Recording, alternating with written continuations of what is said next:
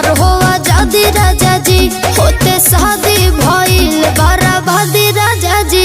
भइनी मोट पहिले रही सिलिम राजा जी, भइनी मोट पहिले